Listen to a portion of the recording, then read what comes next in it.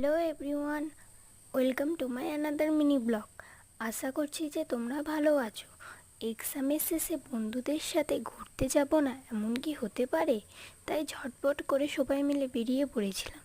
এরপর একটা টোটো করে আমরা আমাদের গন্তব্যস্থানের দিকে রওনা দিয়েছিলাম। রাস্তার ভিউটা দেখো গাইস, কি সুন্দর লাগছে না? এরপর নদীর ধারে পৌঁছে গিয়েছিলাম আমরা। এত গরমে নদীর ধারে বসার মজাটাই আলাদা।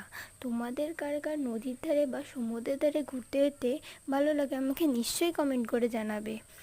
এরপর আমরা সবাই মিলে কয়েকটা ছবি তুলে নিচ্ছিলাম, আর একটু লস্যি আর একটু ঠান্ডা বাদাম মিল্ক খেয়ে ওইখান থেকে বেরিয়ে পড়েছিলাম।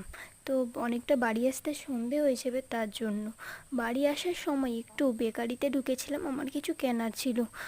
ওখানে সব কিছুই পাওয়া যায় আর একটু সস্তায় পাওয়া যায় অন্যান্য দোকানের থেকে, তোমরা গিয়ে ট্রাই করতে পারো।